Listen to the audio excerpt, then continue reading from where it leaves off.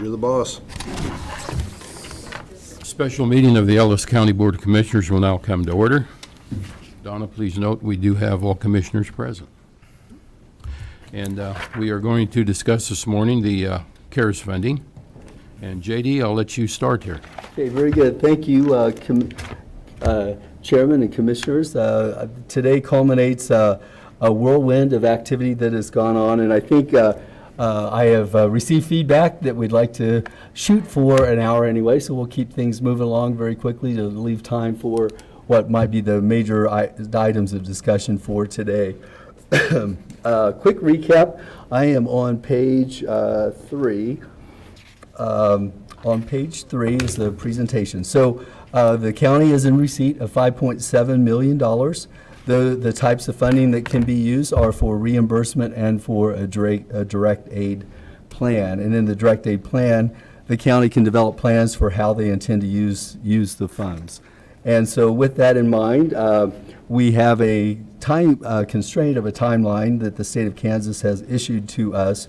Our plans, all plans from all counties are due August 15th. It turns out that August 15th is a weekend, so they've actually extended that to August 17th. So we set up today's meeting with the idea that we would submit it by tomorrow at the latest.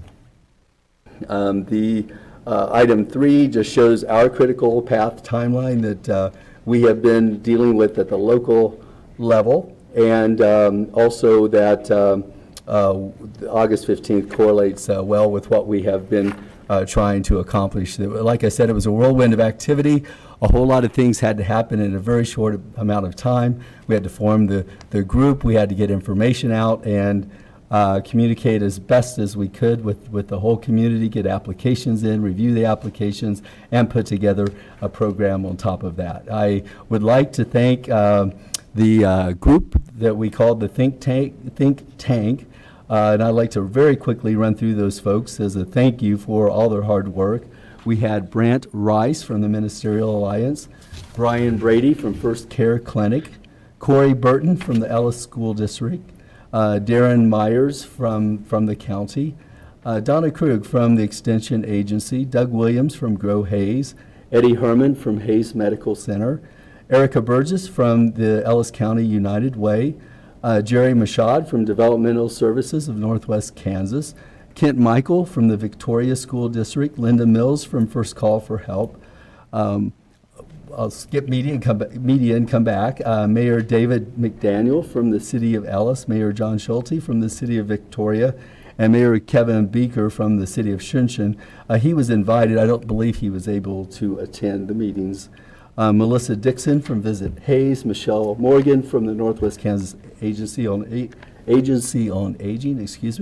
Mike Leiker from Ellis County did all of our IT things, Rachel Wentling from Holy Family Elementary, Ron Wilson from the Hayes School District, Sandy Jacobs from Heartland Foundation, Sarah Bloom from Hayes Development, Sarah Wassinger from the Chamber of Commerce, Steve Hudman from North Central Kansas Technical College, Tisa Mason, and later Mike Barnett from Fort Hays State University, Toby Doherty from the City of Hayes, and Walt Hill from High Plains Mental Health. It was an amazing group. We met totally by Zoom, and we conducted a number of meetings. This is a lot of folks to have on a committee, but the committee came together very well. And I'm very appreciative of all the work that all those folks did with this committee. It was a really nice experience. As I said, I'm on item 5 at the bottom of page 4 now. This think tank formed very quickly. We eventually had 29 folks. I failed to mention all through the process we had the media part of it. Margaret Allen and John Swigert were a part of most of our meetings. We took steps together, as I said, and came to a unanimous conclusion yesterday. We established along the way an Ellis CARES at ellisco.net email address. An application form was developed. A portal was developed on the website. Thank you, Mike Leiker, for your work on that. And folks were able to go online and apply for funding through the program. A flyer was created. Communications blast was conducted and messaging went out, And as I said, we also strive for transparency throughout the entirety. Yesterday, the think tank met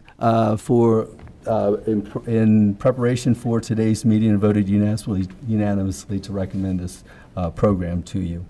The program goals, I'm at the top of page 5 now, were to make as great of an impact on the entire county community as possible, to best distribute information to all eligible entities, given the time constraints, to ensure compliance with federal regulations, and to prioritize the distribution. Principles guiding this were community impact, it to be action-oriented, for there to be accountability, leadership, and equity and inclusion.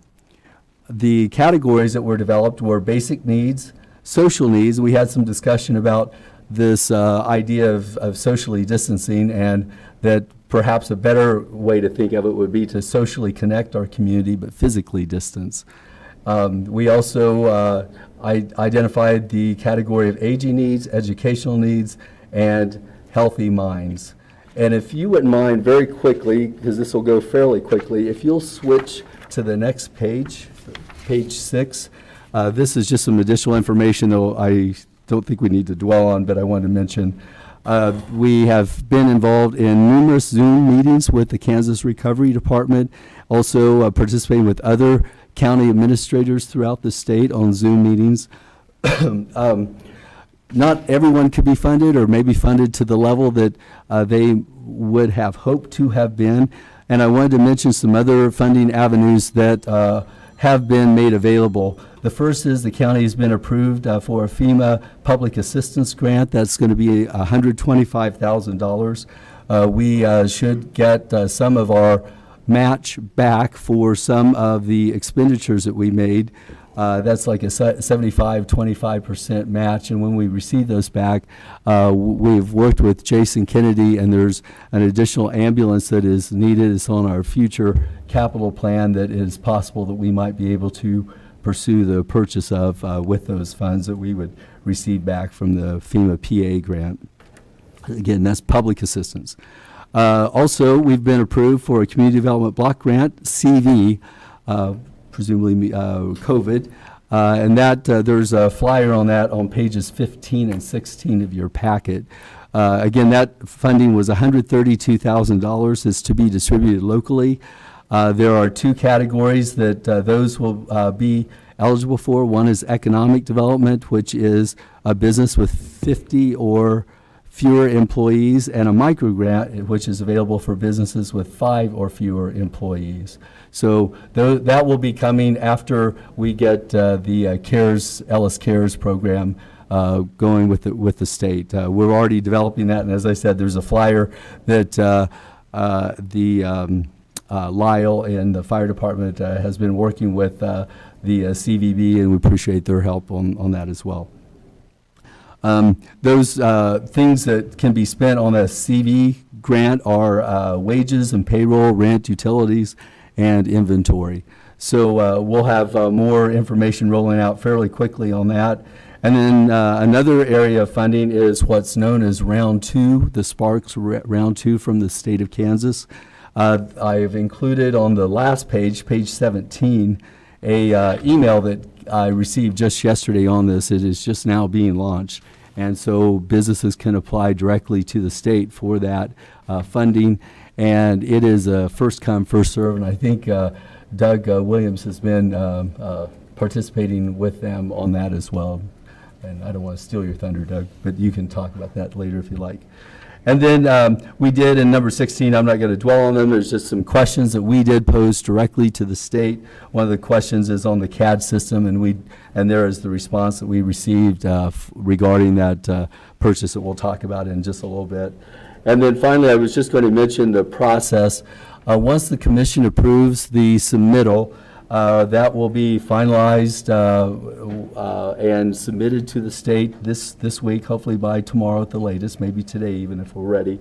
The state, we anticipate an answer from the state. The state has told us that they're not there to approve a program, but they'll tell us what is ineligible. So presumably we will receive some sort of response back from them. And I expect that probably we will have an amendment that we will make. They are giving us about 30 days to make an amendment. So that will come back to you all for approval as well. So when we find out something from the state, if they approve everything, then we'll keep going. But if they reject anything, then we'll bring it back to you all for approval of that amendment. And then once we do that, then Darren and I were having a conversation yesterday. Probably once this is done, we might send a preliminary notice out to the groups that we anticipate an award, just to give them a heads up that we're filing with the state, and should the state, we'll word it somehow nicely, but if their application is not rejected by the state, to begin making preparations for that expenditure, but don't spend the funds yet until they're given the go-ahead from us. Mm-hmm. And then we'll have a MOU, a memorandum of understanding, that we'll wish to have them sign with the county, so that they agree to spend the monies in which they have applied and been approved to spend them. If they spend it for something else, then they would be responsible to repay that to us, because we'll be responsible to the state to repay them. So it all kind of circles back. And then we don't submit receipts to the state, we keep them here. And so we will be audited. They've already told us we'll be audited, so we have to keep good records here. That's part of, I've spoken with you all before about Sharon Honeyman, bringing her on board, and she's already begun developing a filing system, and so she will help to manage those receipts and those files. Mm-hmm. So that kind of concludes the overview. I think we're ready to plunge into the details of what's being proposed. So back on page 5, the next item is the planned county expenditures. And all those are listed on page 10. On page 10, you'll see a number of things: contact tracers, an assistant EMS director, which we've talked about before, a number of things: laptops and licensing, ionized sprayers, video conferencing, respirators, and you can see the list of things. I won't go through them. The last 3 or 4 things were added as a result of very recent guidance that our court system has received from the Kansas Supreme Court. So those things have been added very recently.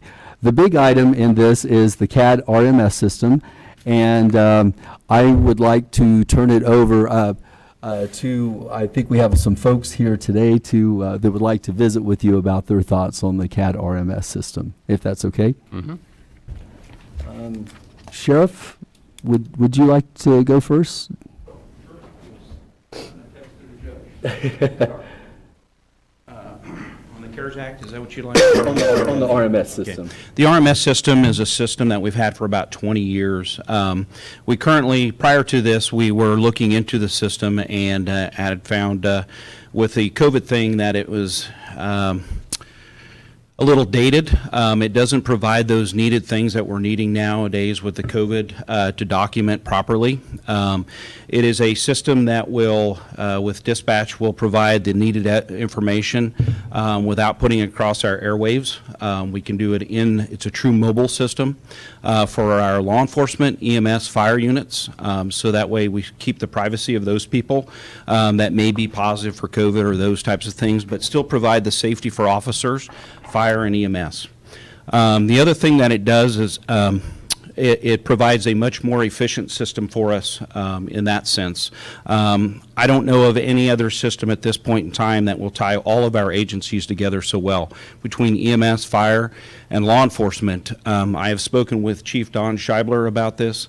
I've spoken with Chief Cole Dinkle of Victoria and Chief Chris Crom of Ellis Police Department. They are all in agreement, as well as Ed Howell from the Chief of Police from campus, that this is something that we need to. I can't speak firsthand for EMS very much because I haven't spoken too much with Jason about that, nor Darren, but I do know the overwhelming status is, or agreement is that we all feel that it's imperative to move forward on this if we can get the blessing from you. This will serve us many, many years. Our current system is 20 years old, and there has not been very many changes to that. We use it as a mobile data system, but it's really not. It's not a true mobile data system tied directly into our dispatch. So we would definitely encourage you to to consider this, and this truly is since it serves our first responders, this is a very important thing to us to ensure the safety of our public as well as for all first responders. Okay. Thank you, Sheriff. Questions? Sheriff, is this a deferred cost that we're probably going to have in the coming future anyway? It's inevitable. We're going to end up spending some money down the road, so. All I needed to know. Okay, thank you. Darren, do you have anything to add? I could, excuse me, I could add quite a bit, but I want to bore the commissioners. I probably have the most of the detail of the technological side of it. To answer your question, yes, it is budgeted for 2025. The problem is it's multi-agency budgeted, so it's Fort Hays, Ellis City, Victoria. The hard part of getting everybody together on this. We're looking at some discounts now for where we're at. It will be on Sourcewell, which is a government contract. So we're saving, I believe that's getting us about a 25% discount off the top. They're going to extend our warranty into the period into 2022, so that way it allows all the agencies next year to be able to budget for that expense in 2022, because the annual maintenance cost will be different than we do pay now. It installs a lot of IT, a lot of labor of installing equipment into vehicles. Right now we have to tie it all to COVID. But that's just a small piece of it. It's the like like Scott said, there's a lot more to do with just EMS and with COVID. When you look at medical response, there's different programs that we could put in place, different ones that basically give the dispatchers some training, and then they go down a list of items. When you call in, they determine what type of emergency it is and what level of response is required. So if Grandma Smith falls down at 718 Main Street, she's not injured, and she just needs help up, and there's a patrol vehicle right across the street, they could just hop on the radio and say, such and such, go help. We're not sending lights and sirens, multiple units, endangering many people across the town to get here. However, if it's a heart attack at 718 Main, they will ask a different set of questions, prioritize the call higher, and the response agencies will be lights and sirens, as well as being able to identify things now with COVID at a certain address. It can be pushed through a mobile device in each vehicle saying that this address has a COVID patient. We don't have to say that over the radio, and then Scannerland doesn't have to listen to it. Now everybody in the world knows that that person has COVID. That's a HIPAA violation. We have to change radio channels to go to a secure channel because our radios aren't encrypted, so we can't share that stuff over the radio. But look beyond that, just besides COVID, if 718 Main Street has a deaf person, somebody that's autistic, sexual predator, felon, all different types of things, those things can be entered into the system, and every responding agency can know. So that way we can limit the response if it is COVID, so that way only EMS makes patient contact and we don't expose more personnel to it. Or if it's a sexual predator or a felon with a long history, we might automatically put into the system that a PD is, or a sheriff's officer is dispatched right away to respond to protect everybody else as well. Like I said, it is budgeted for several years out. However, it is under budgeted and underfunded to get us there. If it's 1.5 to 1.7 million now, it's going to be north of 2 million then. So that will be paid by taxpayer dollars if we don't do it today. We're going to have to get very hard working on this. We're going to have to get very creative. We're going to have a lot of people involved, and there's not going to be a lot of time to sit around and discuss how to do it. It's going to have to be on the fly, getting it done by the end of the year. So as the Undersheriff stated, there is a lot of support for this, and I think it's a very good thing, and I can continue to go on, but I just wanted to hit the specifics on COVID and how it relates to EMS at this point. Thank you, Darren. One really important point that Darren kind of hinted at was one of the big premises on this program is to inject money as soon as possible into the local economy, into the local county. And one of the big stipulations on that is that the money must be spent and done before December 30th of this year. Mm-hmm. So that's a very fast turnaround, especially these major projects. So point is well taken. I think We had invited a couple folks to join from other communities as well, based on your comments that you made at the last meeting. And so I think, let's see, is Mayor Schulte here? Visited with him last night. Mayor McDaniel, I visited with him last night. He wasn't sure if he'd be able to be here, but he wanted me to relay the message that he's in strong support of this program. And I believe Toby is here from the city of Hayes. Toby, would you have anything to say on this project?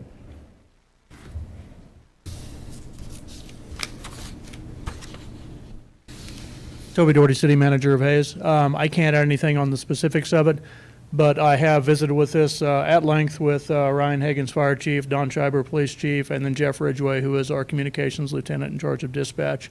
We are 100% behind this. We think this is probably one of the pieces that could solve the most problems and provide the most benefit countywide. So we're in support of this. Okay. Toby, while you're there, answer me just a couple questions, I guess. I've never seen your application yet. I didn't have privilege to that, I guess. What are you looking at spending your money on? Mostly are, aside from enhanced teleworking capabilities citywide, you know, we were able to send 30-some people home during the stay-at-home order. But we realized that we needed some help on our teleworking capabilities. So that's a big chunk of it, aside from just continued investments in personal protective equipment and things like that. One of the larger ticket items is running a fiber line to the airport. One of the tactical responses the fire department took was breaking up the shift into two groups. Half of them at the airport fire station, half of them downtown station. So if there was a localized COVID outbreak in the fire department, we didn't take a whole shift down. And the airport is the only remaining facility, I guess, aside from solid waste, that doesn't have fiber capability. And so we have a plan to put fiber out there that would allow us to enhance the living quarters, make that more permanent if we need to. And then there is a benefit to that. I know with, and there's actually a county connection to that, our IT director would like to possibly use that as some offsite data storage backup. And I know he's offered space to Mike for some county backup. If you look at tornado paths through town, most of the city and county facilities are kind of in line if there was a major strike in town, and so that's the type of stuff that keeps the IT people up at night is what if we lose our server rooms and they want something that's sort of off of those paths. So that's something we've had our eye on for a while, so that would be a small component of it. Mostly it's allowing the fire shifts to be broken up. Okay, thank you. Darren, can you speak a little bit to this? It sounds like on this CAD RMS system, we can basically flag addresses with communicable diseases, mental health issues, things like that, without having to talk about it over the airwaves and break any HIPAA violations, but tip off all of our responders that they might have a potential issue when they show up at said address, or that they need to prepare with protective gear more one address to another.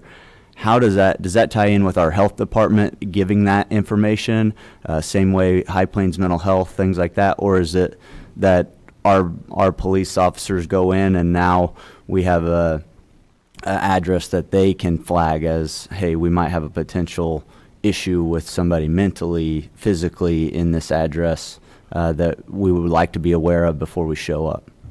Yeah, so the way it's working now is we tried to do a workaround with our health department. I've been working with Jason, and basically daily we'll create a list of, I don't remember how many COVID patients we have right now, 15. Those 15 today, if it's 10 tomorrow or 20 tomorrow, will be sent to dispatch. So people will fall off that list, people will go on that list. And that list can be transmitted directly from the health department to the dispatch center to update that list of those who go on, those who come off. We could even go to the extent that everybody that's quarantined could be added to it. And that list could be through there as well, and on the new system. So the way it works now, when EMS and fire all go to a scene, all they have is a radio, and I mean, you can't pass anything along unless you talk over the radio.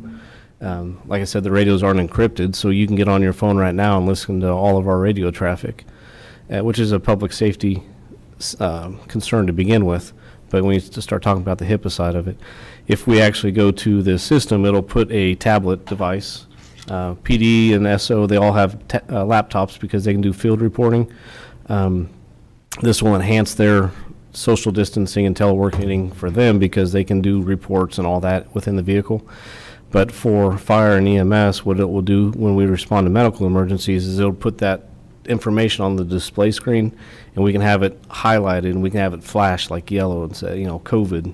And right away when you respond to that call, you'll know, and nothing has to be said, just because when that address is dispatched to, whatever the situation is there, by looking at your screen in your vehicle, it'll show you right away what is going on.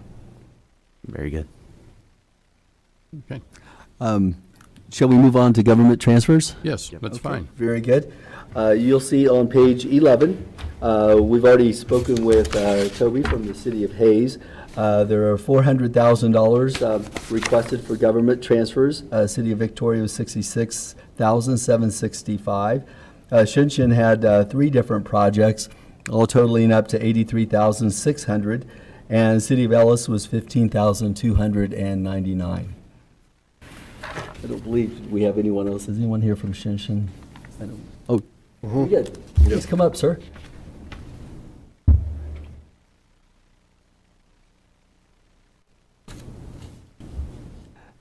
Thank you for being here today.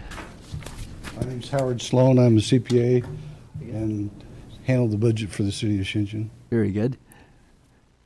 Is there anything you'd like to share regarding the project? We were quite pleased that we had Commissioner Hazelhorse come out to our meeting this last Monday and discuss with us our application, advising that it had been brought here. We're excited about the chance to help our fire department, volunteer fire department, and also to provide some facilities for our city so that we can meet and have social distancing. So we're excited about the opportunity to share in this. Very good. Thank you. Thank you.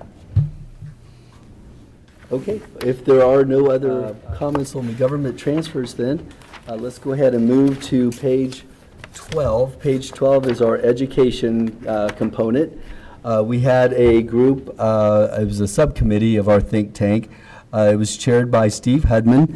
It was also, participants were Eric Burks, Jerry Mashad, Sarah Wassinger, and Toby Doherty. And I think when I was talking about our think tank, I maybe failed to mention it was an absolute pleasure working with these folks. They were very supportive of the overall group and took into account the needs of the different facets. So with that, I'd like to invite Steve to please come up and chat with you for a little bit about the education process. Good morning, Commissioners. Quick introduction. My name's Steve Hudman. I'm the, I guess, new as of 6 months ago, Vice President for the NCK Tech here in Hayes. Took the spot of Sandy Gottschalk as she moved over to Hayes Med. So very excited to be here in the community, and what a time to start. My second day, we decided it was time to go remote, 100%. And it's been very interesting ever since. So appreciate the opportunity to serve in this capacity with the education transfers. As you can see there on page 12, the total recommendation from the subcommittee, approximately $591,000. This subcommittee was tasked with a $1 million bucket, if you will, or budget in an attempt or allotment to provide and disperse over our educational institutions in the county. As you can see there, we'll go through these as quickly as possible. As the subcommittee met, we discussed Program 38, FHSU number 1. That application was, in the initial request, was $500,000 for essentially a student, I'm not sure what you would call it. They were going to divide that monies up among approximately 8,000 students, just kind of as a stimulus in an effort to help them, assist them with COVID-related expenses. The idea behind that piece, when you look at $500,000, 8,000 students, it came out to a very arbitrary number of $62, somewhere in there. It was very odd. So we essentially, the initial look at it, we broke that down into a less arbitrary number of about $50, I apologize. Giving a college student $50,000 would be a very interesting concept there. We could get all kinds of things accomplished. $50, my apologies. $50, that took about $100,000 off of that total request. In the initial award recommendation, it was $400,000. We did add a caveat immediately to that if there was a need greater, that need to be given higher priority, that money would be allowed to be reallocated potentially throughout the community, throughout the county and the communities. Moving on to Program 41, FHSU number 2, 46.5. That request, this is an interesting concept. It's a very forward-thinking idea, more of a being proactive versus reactive. Had the opportunity to sit in the meeting with them in regards to isolation and quarantining students who were COVID positive or had been in close contact with COVID-19 students. This idea revolves around food. So students that are going to be isolated, institutions of higher education period, have been tasked with isolating and quarantining students who do test positive for COVID or have been in close or considered close contacts. This revolves around feeding and food and the delivery of food from local restaurants. They would receive vouchers. Students that have been isolated or quarantined would receive vouchers from FHSU and local restaurants within the communities here, and they would be able to have food delivered to wherever their location might be for quarantine. And they do have a plan in place. Everyone, as you know, is probably going to be limited on space because this is just something that's just not necessarily what we've been preparing for a while in higher education. So the 46.5 revolves around the food and the feeding of isolated and quarantined COVID positive students. Program 42, FHSU number 3, $100,000, very similar in regard to relation to the isolation and quarantine of these college students as this pandemic potentially has the potential to grow this fall. Again, it's a projection. However, it's something we need to be prepared for. Fort Hays had the forethought of reaching out to local hotels in an effort to assist students to stay, give them a place to stay once the isolation and the quarantine begins to happen. Now, this could be for potentially close contacts, or it could be for, say, if I'm in a dorm room and my roommate attracts COVID-19 and tests positive and needs to be isolated and quarantined, I would have the opportunity to potentially go to a hotel in an effort to, I guess, reverse isolate from the standpoint of hopefully minimizing my exposure to COVID-19. So they will reach out to the local hotels and see who is willing to participate and be purchasing rooms in blocks, if you will, in an effort to head off this forecast of what we think is coming in the near future once students return to campus. Program 61, TMP, $283,000. That's looking at a lot of technology infrastructure with the idea of remote learning involved. Heavy technology, but also a position of a remote learning director or a coordinator who would be responsible for students as we go remote or the necessity dictates as the pandemic runs through the fall, takes its course through the fall. It will provide opportunities for that position in the fall, as well as elevated custodial work for cleaning and sanitizing as we do return to campuses here in the next few weeks. Very similar, Program 73, USD 432 Victoria.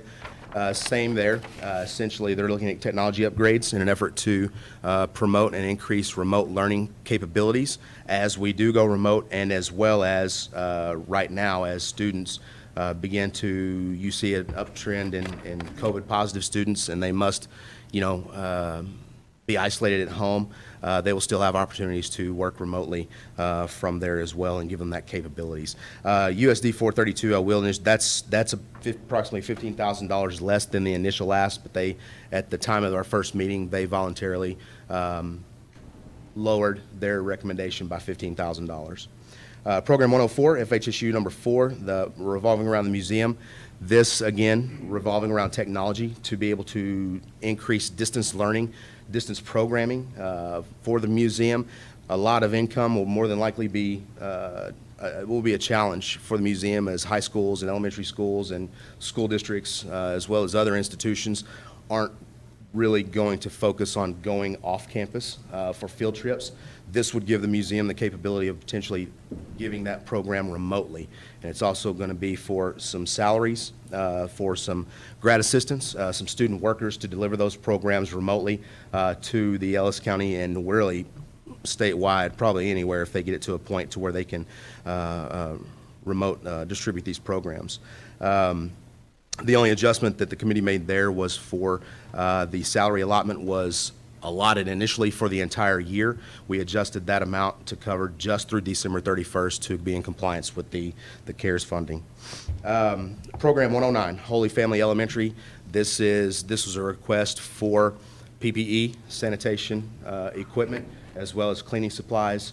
And we were happy to grant that request as a committee and make that recommendation to be funded. So of the $1 million that was in our bucket, if you will, the committee came out to $591,000 with the reallotment of the funding, as previously mentioned, over to the nonprofit sector, where there was a heavy bubble to the top and need for a lot of groups over there. There was going to be a lot of groups that were not going to be funded that we allowed that reallocation for those funds. So I know that was not brief at all and probably more information than you wanted to know, but I would be happy to entertain any questions you might have. I had none, thank you. I have none. Dustin? Steve, no good, thank you. Thank you. Excellent. Thank you so much. Appreciate all your work on all this. One of the things that Steve talked about was the process. I mean, how do you come up with funding and funding for various things? And what the think tank came up with was, well, initially, let's establish just some idea of bucket sizes. And he was talking about this. So we came up with $1 million for profits, $1 million for nonprofits, $1 million for education, and then let's go through the applications. And so each of the groups did that, and then came back, and then we revisited the buckets again, and that's how we kind of came up with this final figure where we're at. Next is the for-profits group. The review committee is, I think I've talked to you all before, is through the Grow Hayes group. They're accustomed to doing, receiving applications, going through applications for business needs.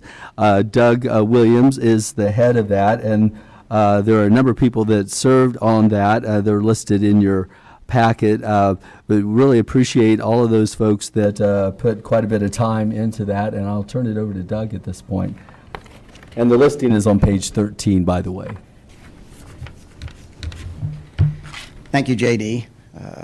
Appreciate it. And as J.D. said, Grow Hayes has an e-community loan committee that reviews loan applications, and so it made some sense, since this group was in the, I guess, is experienced in reviewing applications in general, that they may take a shot at reviewing the for-profit applications.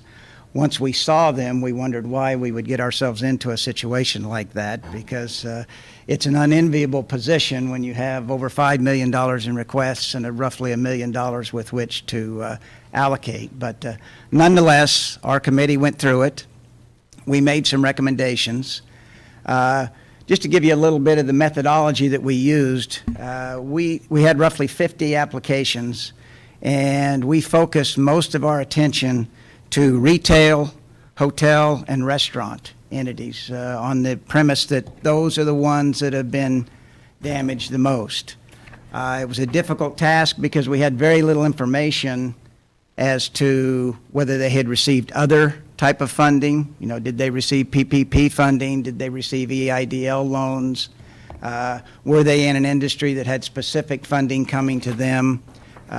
So we really didn't know that. But nonetheless, we implemented our focus on those three areas. In the hotel segment, and I'll say this, most of what we allocated can really be allocated towards PPE for the most part.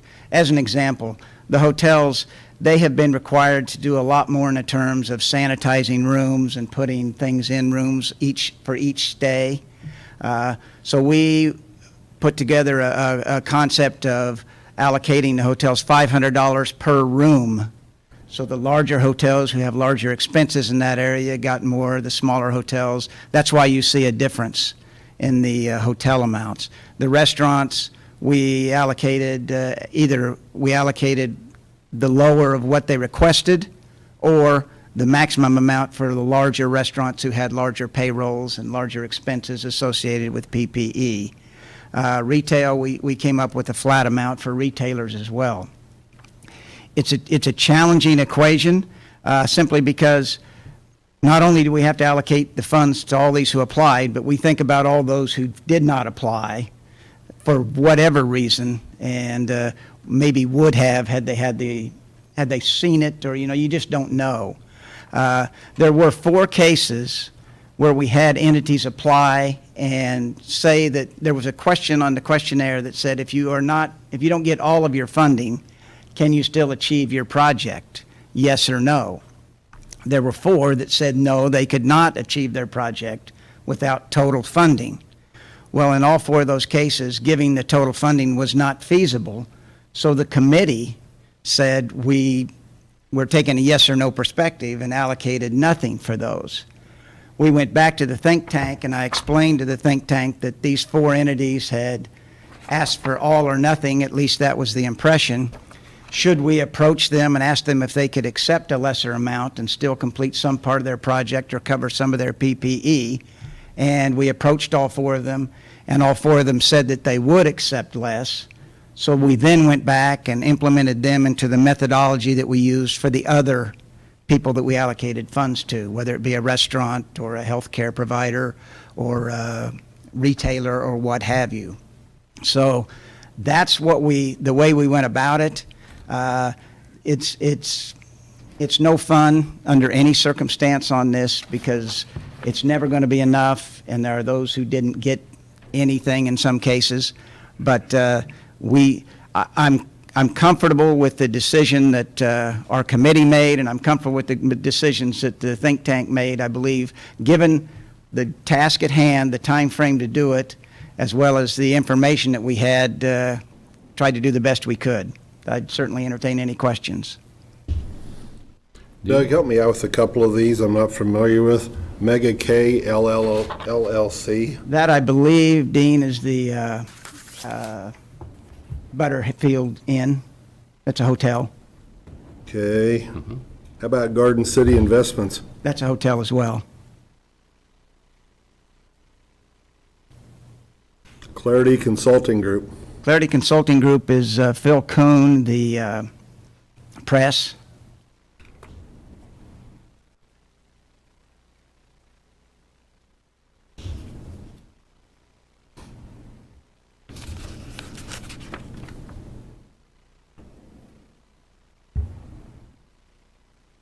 That was mine, thank you. Okay. Okay. Commissioner Ross? Yeah, just a couple of them. I had a few things last night as I was going through this that struck me a little bit, and so I wanted to just ask a few questions about equity in the results. Obviously, I am a retailer, and this was not something that I intended to try to get money out of. So I hope that all the businesses who requested money are actually needing the money financially to keep running, to keep people employed, to do the things that this was supposed to do. As we go through, this is something, I've had a discussion with Doug about this, so I kind of know the answers, but I think for the rest of the public to hear and know in open session, I think this is important. Ellis County is the largest oil-producing county in Kansas. The oil industry is taxed relatively heavily, never really subsidized. And the award recommendations for all of the oil companies are to not award. We had a discussion about commodities and how tough of an industry that is. It's so feast or famine. We all know that out here. Can you just speak to that a little bit for me? Sure. We had 7 applications from oil-related organizations. Five were from a common owner. Okay. We basically took the position that while none of us would argue that the pandemic has not affected the oil industry, because it has, with diminishing demand, and that kind of thing. But there's a lot of global situations that have affected the oil situation as well. Battles between Russia and Saudi Arabia, and it's just a much bigger picture when you come to global oil prices. So also, not a lot of, that at least we are aware of, not a lot of PPE activity or requirements within the oil field itself. And so we didn't see a great need there. And so we just felt that we couldn't justify that expenditure in those areas, at least in our minds. Now, again, it's an imperfect situation, and we may have missed something, but that was our justification. So where I had that internal strife is then when I got to Midland Marketing, and the idea that they are also in a commodities business that's affected by COVID-19 and those things. Maybe a lot more in product, maybe a lot more contact with individuals than the oil industry, but a relatively hefty sum to them, a $25,000 award recommendation, and that's where I had the little bit of a disconnect in terms of if we all know that farmers are subsidized in terms of trying to help them get through tough times. But where I hit the farming next to the oil and just the beat up that I think the oil industry gets on any given occasion, I got to thinking, I guess maybe more in that mile away discussion of do we care about this oil industry and how important it is to Ellis County as an Ellis County Commissioner. And so when I saw that one, that was one of my big questions. The other thing that had gone through my mind as a retailer who doesn't need a whole lot of PPE, because we stay 6 feet away from our customers at almost all occasions, we're relatively intermittent contact with individuals. There's not a whole lot of data that says you get COVID-19 even from shopping in Walmart, Dillon's, because it's intermittent contact. It's not. I would imagine you got a better chance probably in my store because I have a little bit of a conversation with you, as opposed to Walmart where I just go in, I don't talk to anybody, I throw my stuff through a register that doesn't even have a person there to check me out, and I leave.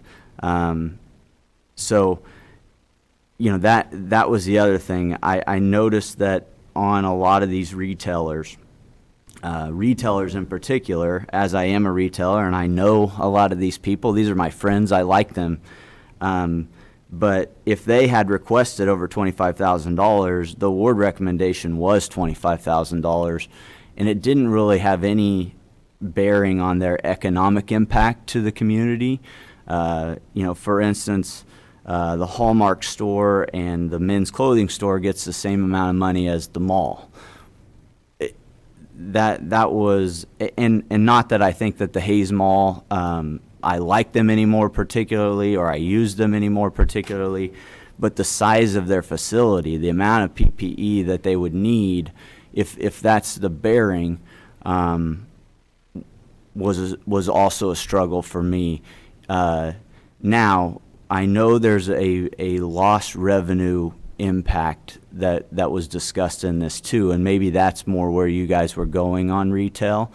I'd hate to second guess that, but first and foremost, I think we put you in an impossible situation.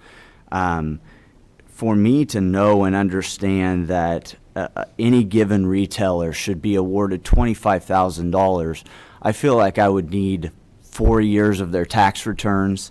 I would need to know what their rent is. I would need to know what kind of revenue they make in any given year to understand a dollar amount that would be feasible to award them, to give them a 45-day hiatus from their business, to help them maybe get back on track even in lieu of that hiatus and what it might have done to their business. But I am a high-end luxury retailer, so, and when the economy's not doing good, I typically don't do good. I don't know how, I mean, I would say my business is as tied to the oil field as some oil field guys. So Maybe you can speak to that, these $25,000 awards. The last thing I thought last night was do I really want to reward, I guess you could call it greed, over people that were being reasonable. People that were saying, if I got $6,000-7,000, I could probably really get through this and be fine. But some of these asks on the for-profits were almost laughable to me. Did you have any discussion about an individual owner maybe having a maximum amount that we would award, even if they had multiple businesses, or even tying it to the number of employees they have or the economic impact they might have to the community? Well, we did. With the little information we have, obviously, when we do an e-community loan, we get tax returns, we get financial statements, we get all of that kind of thing. We had none of that in this particular case. And this is a grant, not a loan. Right. The thing with the retailers, first let me answer your one question. Okay. The retail in general, because we didn't have that, we just took kind of a across-the-board view of retailers. And we said, this is the maximum award we can deal with given the funds we have available. We didn't take into consideration necessarily the size of the business and the number of employees because we didn't know that either, really. Just be a guess. We intuitively kind of know that because Yeah. we're a small community and we all kind of know who's got what in some senses, but we didn't judge it based on that. We talked about a maximum award per person if they own multiple businesses. At the end of the day, we, again, in this effort to be consistent, we tried to keep it across the board that if a retailer asked and we're such and such a retailer, we're going to give them, or we're going to recommend, because we're not giving anything, that's you guys' job, we're going to recommend the $25,000 maximum. If they ask for less, it would be less because we can't give more than they ask for. If it was and I would say certainly on the retail side, it's probably more of an aspect of some lost revenue than it is PPE. Whereas the hotels, it's probably more of an aspect of PPE than it is lost revenue, even though the hotels, I've seen the reports from the hotels for March and April, and their business was off 80%, way down. Oh, yeah. And then, of course, retailers were closed for a certain period of time, as you know very well. Yeah. Again, we tried to come up with the fairest system that we could, knowing that it's not going to be fair at the end of the day, no matter what we do, really. There's going to be some inequities, and we just have to kind of struggle through it. If I could, just to jump on that point, I mean, the whole program is an imperfect program. It is the absolute opposite of what we would want to go through to have a fair system to come up with all of this. And I've been exactly what this whole process, I was exactly where you were. But what maybe is kind of saves at the end of the day is the main goal isn't the equitable part of it as much as that strikes completely opposite of what we believe in. But the main goal is to inject money immediately into the economy. That's why we have, as the example was used yesterday, a short landing strip. So we have a very short period of time, get it off and going, and then a very short time to get it administered. So you're right, they had an absolute impossible task, as did the nonprofits, and we'll hear from them in just a moment, to figure out a system, but I think Yeoman's job was done. And Doug, you answered a lot of my questions. I was going to ask them to JD actually, so Dustin, thanks for bringing that up. We talk about motels being off 80%. Well, I can tell you for a fact the oil field business was off 100%. And and we take zero consideration about the oil field in Ellis County. That's what funds this county. That's what funds this city. It's a lot of it. It's a big Yeah, deal. we may have 100 motels in town, and we don't. We probably have 30, but whatever. But, I don't know about any of the motels, Dan Hess out there, 350 people he employs and wanting to grow more. That's a hell of a business for Ellis County. And again, zero consideration towards the oil field. And their business is off 100%, just like Mr. Rhodes said. I agree with him 100%. Some of these asks, I think, are off the wall. They're just off the wall. It If my turns me business, away. you know, if his business is down 80% for the month of March, April, May, June, and July, where does he go? He has to suck it up himself. Where do I go with my business? I suck it up myself. His business isn't listed on here anywhere that I've seen, and No, neither is I- mine. There's nothing fair about it, Dean. And I know, and it's an impossible task that all of you guys put together that served on that committee. There's not an easy answer for nobody. Last night, the Sedgwick County Commission awarded every business $5,000, I think is what they did last night on Cake News. Really? You know, straight across the board, $5,000. I don't know what their justification was. Obviously, they don't report that on the news because they're only going to tell you what they want you to hear. But, I mean, it's an impossible task to do it fair. It just is. You know, at the end of the day, we're going to be the bad guys, which that's why we all have broad shoulders, and Dustin's a little guy of the group. His ain't as broad, but that's okay. He can take it too. But and I know it's an impossible task, but thank you guys for doing everything you did. The internal strife of this has to be really tough on you guys. It ends up being just as tough, you'd imagine, for us as the finish to it, the actual stamp that says this is what happens. As JD said, this is about injecting money into the economy. This is about getting things up and going. My fear from this is us injecting money into businesses who were just in one of the best economic situations that has ever existed in the United States of America, and on a 45-day hiatus can't ride the wave out. My other problem with it is the age of some of these businesses. I thought that should be taken into consideration. New businesses are at much greater risk of failing in their first 5 years than businesses that have 40, 50, 58. I mean, one of my competitors has been around for damn near 90 years. So, you know, I thought that should be a consideration. The problem that has come from this for you guys is it's who stuck their hand out and who said they wanted money, as opposed to what you guys thought was fair. And all you could use was the people who stuck their hand out as your group to go on.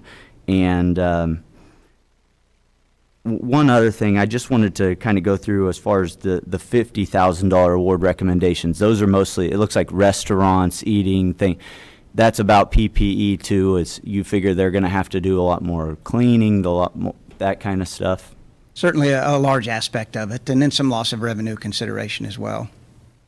You know, essentially what this comes down to, gentlemen, in my opinion, and obviously we knew the for-profit award winning would be the hardest thing for us to understand, because it's the thing that I was afraid that was going to be left out of this, because it almost always is left out of it.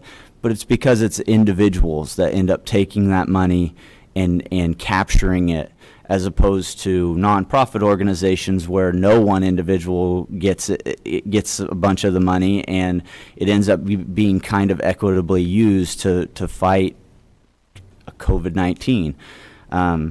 This list to me is exactly the opposite of what happens when you fight a war, when you battle a pandemic. It's ask not what your country can do for you, what you can do for your country. It's flipping that on its end. But the decision for us is this money better spent here, or is it better spent in Washington, D.C.? I think here is probably better. I just wonder, as I look at a list like this, and obviously there are a ton of different reasons why people asked for this money. Some of it was not for financial gain at all. It was for them to do specific things. Yeah, the internal strife for me looking at this was this is exactly not what the United States of America and free market economies are about. Doug, I have a question for you. Okay. It regards the Hess Medical Clinic. I had a conversation with Dr. Hess. She relayed to me that a lot of the expense they had is virus-related expense. Mm-hmm. And it has to do with, again, PPE and telemedicine and the whole ball of wax involved in that. Yet she only got a couple of % of what they asked for. Can you explain that? She was one of the 4 that said all or none. So that was the first thing. Okay. And then we had allocated to that healthcare industry because they have gotten reimbursements, to my knowledge, in a lot of other areas. Healthcare has, whether it be PPP or some specialized new codes to bill certain things under in their operations, and they were essential, so they never did close down.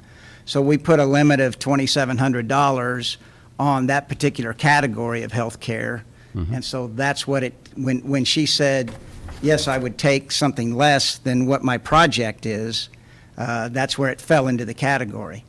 Okay. Doug, could you explain, talk a little bit more, this issue of where they check the box, if I don't get it all, I can't complete my project? Well, and I'll try and paraphrase what it says, but it basically said if you are unable to complete your project with less than the total amount you have requested, and that's the question, can you complete your project with less than the total amount requested?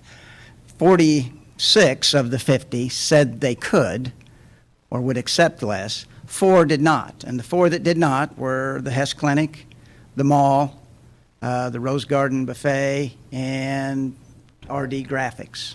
Okay. So the larger think tank committee asked us to go back and talk to them, which we did, and they all indicated that they would accept less. And so once they said that, then they fell into kind of the buckets and the allocations that we had put into their specific category. So that's where it came from, Butch. It was, Okay. and her husband, Kendall, had requested $2,700 for PPE, so that kind of is where the standard was set for the healthcare side of it.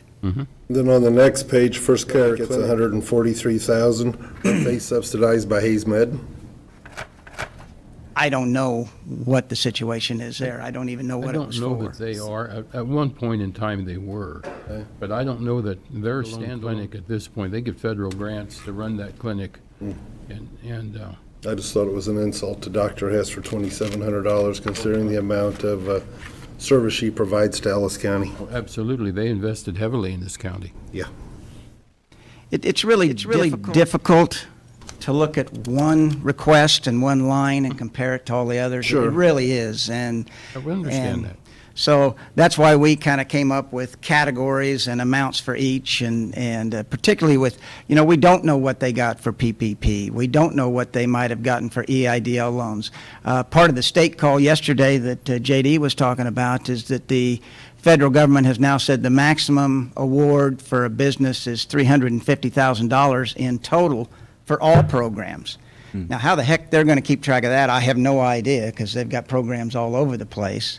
But I assume at some point in time this will wash out and they'll know. But if a business got $150,000 from PPP and then they got an EIDL loan for $100,000, they can't get any more than another 100 in theory. So in any case, I hear what you're saying. I definitely do. You've been weighing on this for a week or two now. Right. And the PPP is a big part. We would have liked to have known that and what they got, be it oil field or be it It was a short clinic time or frame. whatever. I mean, What's that? It was just a short time frame for you guys. to It even work. was. It was for everybody. So, The one thing I will say, because I got an email from Dr. Hess as well, is what struck me, and I'm looking at the application from them. Frankly, from most of the applications, they did not put financial information that I think would have been beneficial to you guys in terms of trying to award. But in hers, one of the only issues I had with it, and besides the checking the box that I can't do this without, full funding, is that a lot of what she's talking about is what Jason and our health department are going to do anyway. Her office is a stone's throw away from our health department, and as far as funding that, and my concern in any of this is this is a for-profit entity. Would we be giving Hess Service a leg up to be the place to go to for COVID-19 testing? Because it's testing supplies, it's things like that. She bills for testing supplies, I imagine. I don't imagine she would get this and then do all this work for free. So there's the Knoll Clinic down the road. There's all other kinds of clinics that do this. The difference with when we start getting into the not-for-profits, which is where I think you guys saw the other request, is First Care Clinic. yeah, the First Care Clinic doesn't make money. They bill on a sliding scale. It's just a different organization than Hess Clinic. So Oh, absolutely. so as I looked through the Katrina's thing, and I got her email, and I thought her email was valid in the sense of most of the stuff on it. Some of the stuff I thought was personal attacks that I didn't like, but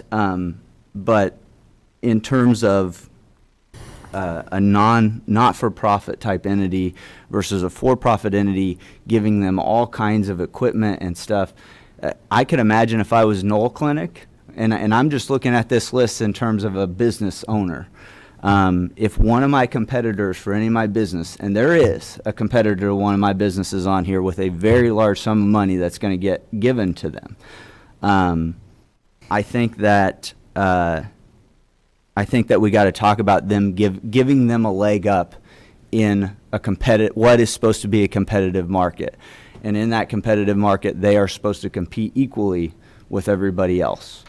And it's not my diamond business, obviously. It's a new business that is one of those that's not even open yet in one of those first 5 years businesses that has a very serious potential to fail. Mm-hmm. So,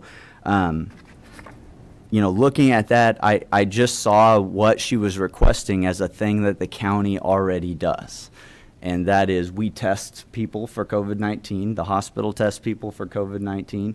All the clinics should. It's just that it might cost you a little more if you go to Hess Clinic, because she has to buy the test and then charge you accordingly with a profit margin added to it. So, And she sees a lot of our county employees there too. I mean, What's that? Katrina sees a lot of our county employees there that come to her for their physicals and all that stuff. Absolutely. Mm-hmm. yeah, and I mean, even in that discussion, I don't imagine she doesn't make money when she sees our county employees. So, what she was asking for, I think, was definitely COVID-19 related. It's just also being taken care of by our entity in particular, in which case, if we can get these rapid tests or things like that, which I know we've already discussed with Jason, is nearly impossible to get the actual testing equipment. How is that going to be equitable to her competitors in that market? That's the only reason I was okay with a lot. I mean, frankly, this funding is not going to pay for PPE equipment for Knoll Clinic and some of her competitors. So she's on here, she gets some money from it, and she gets a leg up on her competitors. So. Okay. Okay, are you ready to move on to nonprofits? Yep. Okay, thank you, Doug. Thank you. And the last thing I'd say, I think JD and Darren and others have done a terrific job. I think the county's in good hands, and I know you know absolutely. that, but I think it's worth stating that they have put in a ton of hours on this, and their job is not done, ours is. So thank you. Okay, Thank you Doug. so much, Doug. Thank you, Doug. Sarah Wassinger was up here a moment ago. Sarah, did you have any a comment that you were wishing to provide? Sarah probably wants to defend these for-profit businesses a little bit. That's why we like her.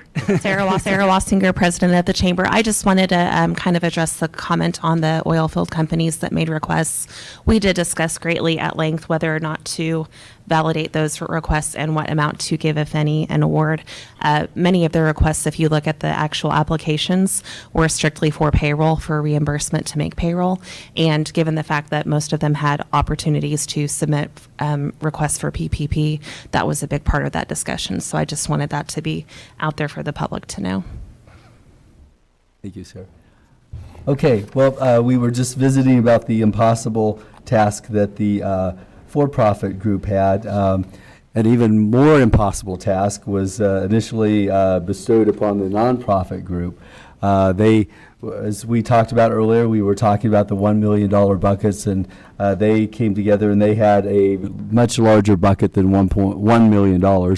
And Sandy and her group with Heartland Foundation, I'll turn it over to her, but they got together in very short order and really did an outstanding job with this. Sandy? Good morning, Commissioner Sandy Jacobs. I'm Executive Director of Heartland Community Foundation.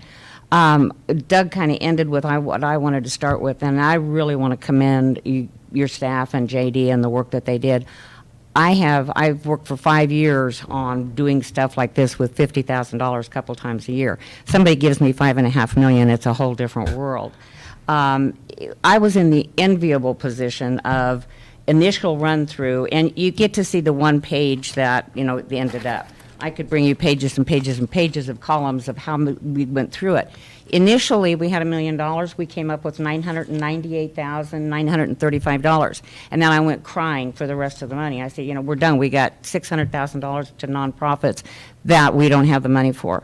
And lo and behold, this community came through as only this community does. And the profits and the education came forward and said there is a much greater need in our nonprofit community. They address systemic issues in our community. They impact so many individuals in Ellis County versus just one, that they said we're giving them money. So we got an extra, as you can see, $515,425. And I called JD when I got the email, and I have to tell you, I just sat down and cried for a little while, because this was our community coming through again in only the way Hayes and Ellis County can. So I want to thank everyone that did this. Guys, they did yeoman's work. I called 6 of the best people I know that have reviewed grants in this community for 15 years, and gave them 12 hours notice that I needed to get together on a meeting, and we needed to put stuff together, and 24 hours later have it to somebody else. These are people, they're not sitting at home waiting for me to call and say, what do you want me to do, Sandy? These are prominent people in our community that work hard and have a lot of responsibility. So I wanted to thank them again. My team was wonderful. Much of what happened in nonprofits was people couldn't have fundraisers that they used to run their operations. That was just shut down, and that was, I'll bet 50% of it had to do with that. Luckily, we had been through, and I say we, and it really was the 6 people that I put together. They had been through every single application and deemed 99% of them worthy for the amount that they asked for. So when we had to cut it back to the smaller amount, it was easy to go back the other way, because the only places we weren't able, once we got all the money from the other groups, the only places we weren't able to fund one was Pro Disc Golf, which that company doesn't even exist in our area. They're from Texas, but they hold a tournament here of disc golf. I don't want to say they're not a wonderful group, because we are one of the best in the country, I hear. But they didn't qualify for that reason. Presbyterian Church on their number 2, I talked to them. That was a no-brainer to take. The rest of them got what they asked for. And it wasn't just saying, okay, they all asked for the money, we've got this money, we're going to throw it at them. Please understand, we had been through every application, and we had not thrown any of them out as unworthy or unnecessary in the community. I'd more than happily answer questions, but they're all pretty self-explanatory. The people that worked on this group for me are people that know the nonprofits. We have never looked at applications that were so skimpy as what we got through this. Our applications at Heartland Community Foundation have 10 times what we had in information in this. That's not your fault, that's not our fault, that's just the way it was put together. If I went back and redid it, I'd just give them our application, and you get a whole lot more information. But a lot of people are going to be really happy in this community, and they're not named in these groups, but they are people that are serviced by these groups. So a lot of these, just for instance, Wild West Fest, 75,000, that's because of their... No Wild West Fest, and they need the money to move on.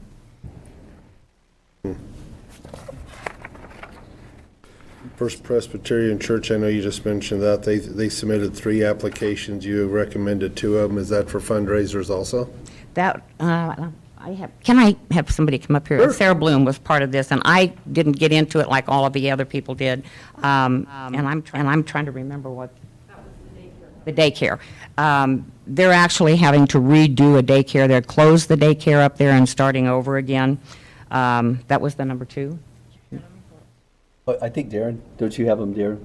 That's the preschool number 2. Right. What was number 1? Number 1 was for And number 3, while you're looking also, What's that? number 1 and number 3. The first one's for their distance learning stuff for Right, their high school right. students, Mhm. middle school students. The third one was Daycare. the second one, we removed that from my list that I opened up. But I apologize. I just don't know every one of these off the top of my head. I'll pull it up here in a second. I pulled up the one that we're submitting to the state as a final. While he's doing that, if you don't mind, one of the things I failed to do a moment ago was point out, this is all relevant to what we're talking about. If you'll go to page 8, which is the summary of expenditures, both of these groups did a good job of categorizing the types of programs. And we're talking about economic nonprofit at the moment, which is the bottom section. And you'll see the distribution of funds the way between aging programs, basic needs, with food and shelter, public health, social needs, which would be like the fest that we were just talking about a moment ago, the need for people to be out and interact with one another, some teleworking, youth needs, and miscellaneous. And I also, when Doug was up here, I had intended to also point out under the for-profit, if you want to take a quick peek at that, the distribution that occurred there. He was talking about hotels and retail and food and restaurants as being major factors, and that's how that's broken out. And those Now back to percentages, nonprofit. I'm sorry, JD. That's all Those right. percentages were put together after the awards were made. So it was really interesting how, when we thought about how we were going to address, the first thing we addressed was food. We made sure everybody that needed anything for food in our community was taken care of. And then youth, as you can see, weighed heavily into everything we did was for youth. So when it actually fell out into categories, it validated our thinking and what we did. Program 31, Darren, while you're looking. So the program number 2 for the Presbyterian, that was technology support, social needs as well. Yeah. It's a Homestead Nutrition Project is what that one is. Okay. And the Homestead Nutrition Project, they're building that project through the Area Agency on Aging, and it's a wonderful opportunity. We initially were only able to fund one portion of that, and we were pleased that we were able to go back and do it all. Their description of using the funds would ensure the health of the seniors and employees in our communities by having hand sanitizers available at each site and delivery vehicle to ensure hot and nutritious meals would remain uninterrupted. And I believe the vehicles were the largest part of that was reduced. That was right at $74,000 for those 3 vehicles, 1 van and 2 cars. The vehicles that they have now are just pretty shot. You know, you alluded to it a little bit when we talked about the $1.5 million for the CAD program. There's an opportunity in situations like this that people are able to do some things maybe they were never able to do before that will allow them, should this COVID continue for a long time or we have large surges, that they're going to be able to do things they weren't able to do before because of the opportunity of this money. But whoever thought we were going to have this much trouble giving this money away? Sandy, what is a KVC hospital? The KVC hospital, the reason that we were able to come back so far on that one is we felt like they have a lot of other areas for funding, and they serve a lot of areas outside of Ellis County. Young people are brought here from other counties, and that, not that they're not worthy, not that they're not needed in our community. It's just that they have other opportunities. They probably had the opportunity to ask for this kind of funding from almost every county that they serve. And a lot of that Are they is still here in Ellis County? yes, they're back. Mm-hmm. Okay, they came back. At the Hadley Center, right. They were closed totally for a while, and then they have a portion of it back. And I think they still want to be back even bigger than they are, and need to be. Because anybody from western Kansas today that needs those services, when they closed down for the short period of time, had to get to Wichita. They couldn't even be serviced. So they are a valuable organization. Absolutely. I think they're definitely at a minimal capacity of what they were. Yes. Though. That's what Senator Billinger is really working hard to get back. But he's running into what it is government regulation. They need an entirely different building because they closed down once. And what they're doing, using this money for, is actually building COVID rooms, that they are able to isolate. Mm-hmm. Sandy, just a couple things from me as I went through the whole, the entirety of this package and looking at for-profit and nonprofit organizations. Frankly, I commend the nonprofits for it seems like everything on here is reasonable.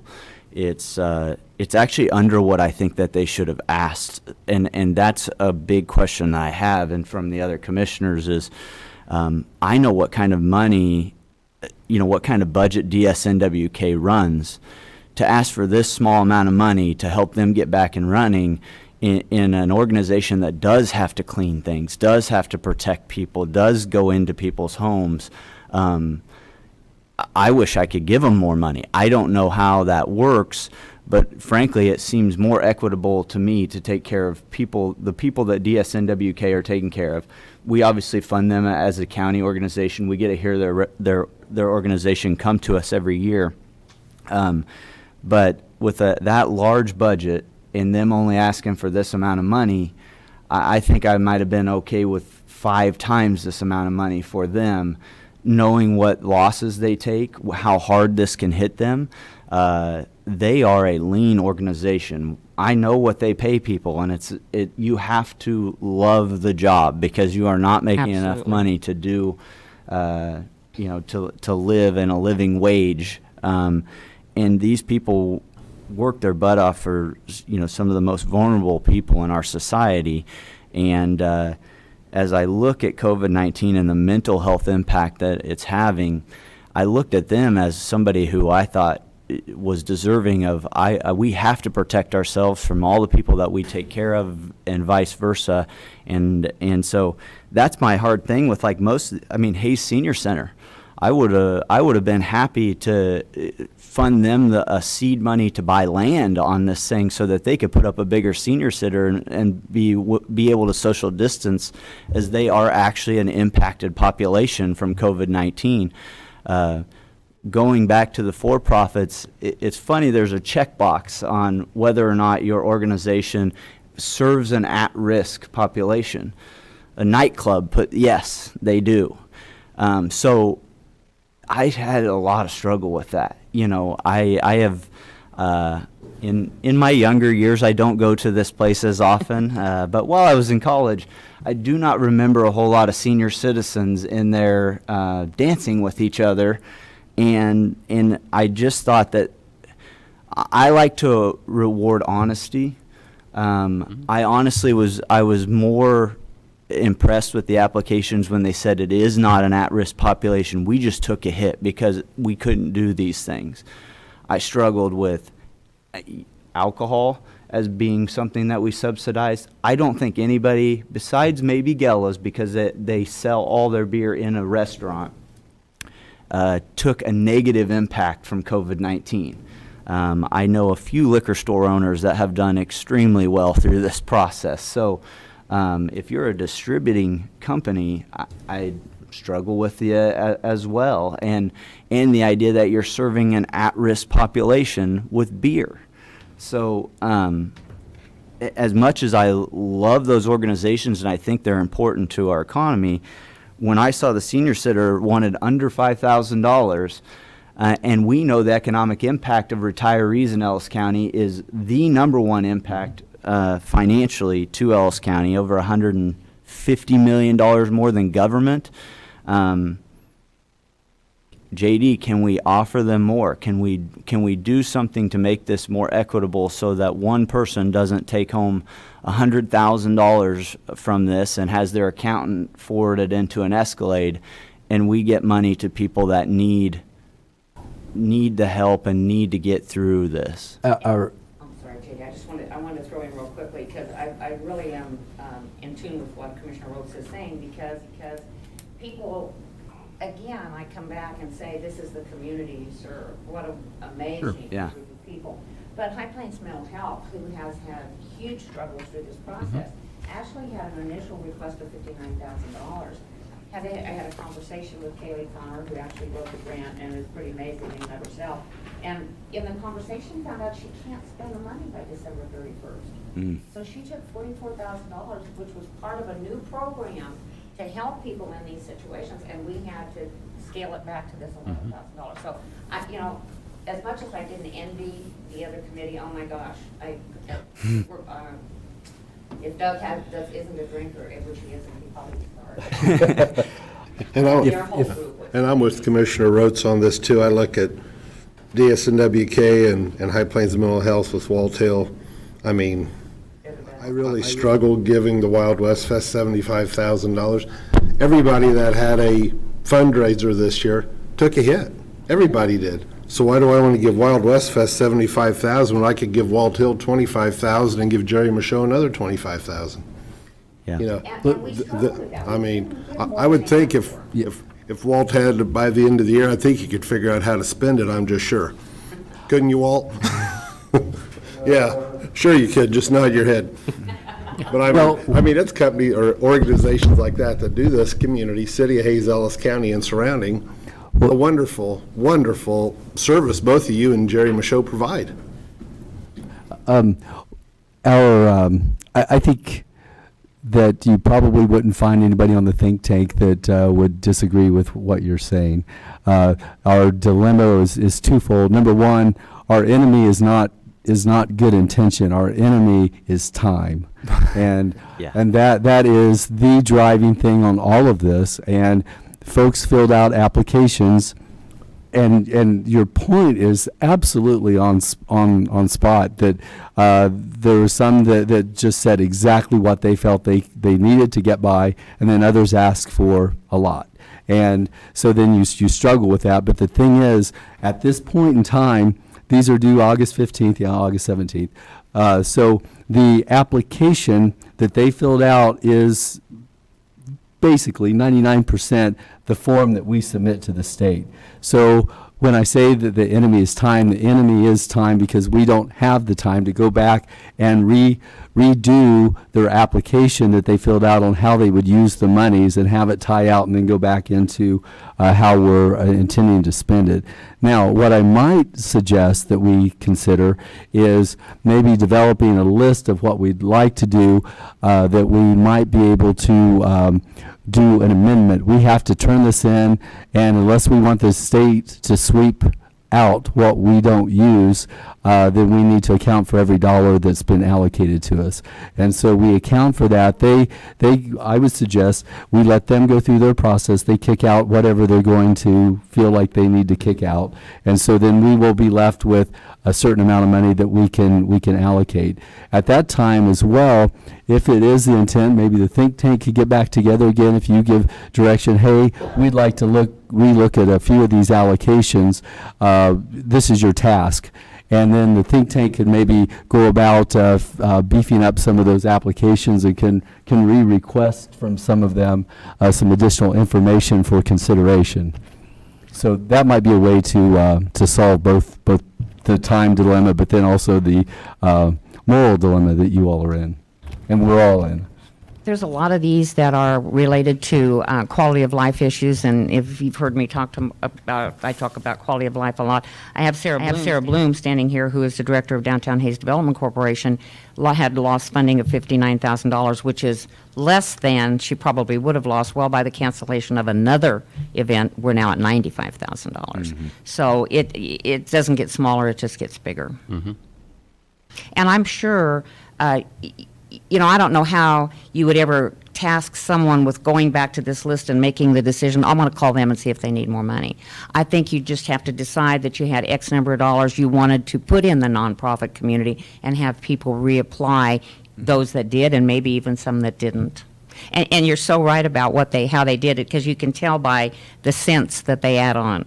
$41,286.15. Yeah. They know exactly what they're spending money on. Yeah, these big dollar amounts, asks that are just kind of pie in the sky with 000 behind them.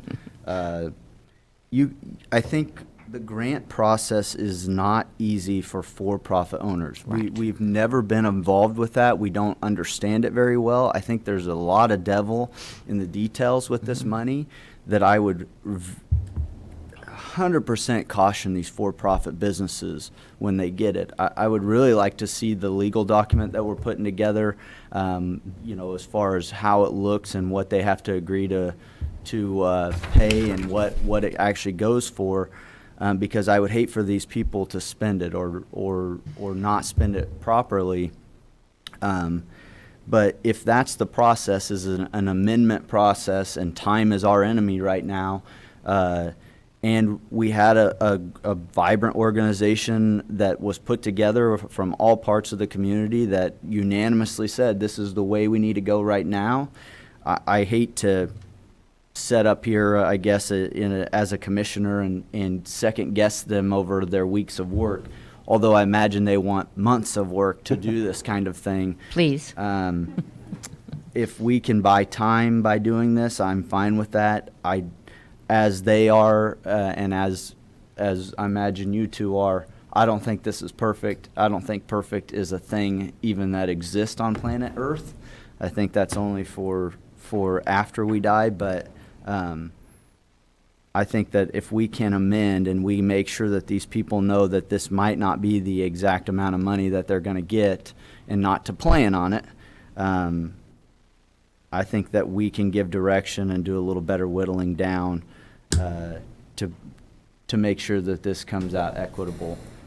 As I said, and like I said, these not-for-profit, nonprofit entities, they know how grant writing works. They get things down to these 78 cents and 97 cents and things like that. And it's because they know exactly what they're going to buy with it, and they're going to be able to send us a receipt of exactly what they did.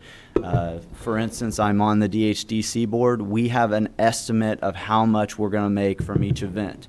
If we completely take that event out, it really hits our bottom line, and it makes it so that we might not be viable in the future. Just like Wild West Fest, I don't think that's a thing that government money should go to keep together, but if it doesn't, because we force them to shut it down or completely change it, and they lose a whole year of revenue and don't have a potential to get it back unless they, I mean, it's just a risky adventure anyway. That's why they're a nonprofit entity. It is a quality of life thing. Wild West Fest is a quality of life thing, and it does bring a lot of revenue into the town that would not otherwise be there, as can be represented in a lot of our retailers and things like that didn't get to see a huge crowd come and see some big country artist. Commissioner, life drives economic sustainability. There is no Yeah. question about it. The medical center will tell you that. The university. It's about the economy, and it's every Yep. level. Mm-hmm. Yeah, picking and choosing from our chairs is hard on that because anything seems sustainable when you just talk about it in the greater sense of an economy. It's when you're taking government money and deciding where it goes and trying to be equitable with it that it becomes exactly what I never expected to do as a county commissioner of Ellis County. I can tell you that. There might be one other caveat on that, though, too, that you might consider, and that is part of this, we looked at on, I believe it's page 8, the summary, one of the areas is social needs, the need for folks to socialize, and that's been a victim, and it creates mental health issues. People aren't able to socialize, and that's one of the things that festival actually does. Walt can probably speak to that. Thank you, Sandy. I just Walt Hill, I'm the executive director at High Plains Mental Health Center, never want to be accused of not asking for enough money, but there were issues with getting it spent. We were going to hire a mental health first aid trainer. This is limited to 6 months. The other thing I wanted to mention is the think tank had a lot of discussion about those of us who had access to other pots of money. We're going to be very careful not to go too hard at this money, because there are clearly organizations who could not access. For example, we receive PPP funding, a very hefty chunk of that. Many of these organizations didn't. Eddie Herman at the hospital talked about the fact that the hospital was going to have access to other pots of funding. Mental health is going to have access for example, we'll receive $400,000 in the state Spark money very soon to meet some of these needs. So we were very careful also in what we forwarded. I know several other entities were, we wanted these other groups to have, get in line before we could. So that's why you may see some of them are low, where we stood back for some organizations that just couldn't apply for these other pots of money. So, thank you. I'll ask for more next time now. Well, I tell you what, Sandy, I really didn't have any problem with this. Obviously, if my only problem was I didn't think some people asked for enough money, it's more about them being more creative, because that's what grant funding is what do we, sometimes when you're talking about, for instance, the Hayes Senior Center, they're just going there to eat a meal and play cards and things like that. I don't imagine that they think, well, maybe we should have a bigger senior center because our senior center isn't big enough and we can't get away from each other and we're at risk. So, I think if we get the time and the availability over the next month, I believe you said. That's right. They have till September 15th. We should have an answer before then. Okay. Even if your organization can have that discussion with them, like, the commissioners think that we really want to help you and protect you. We know your economic impact on this community. So you need to start thinking big picture. You can't build a new senior center in 3 months. That's impossible. But you might be able to do some other things that help them and get some cash into that coffer. Totally agree. And anybody, myself included, in this group will have any conversations that are necessary. And like I say, we know these organizations really, really well. And again, you're right. They ask for what they need, and they don't get creative, if you will. Yeah.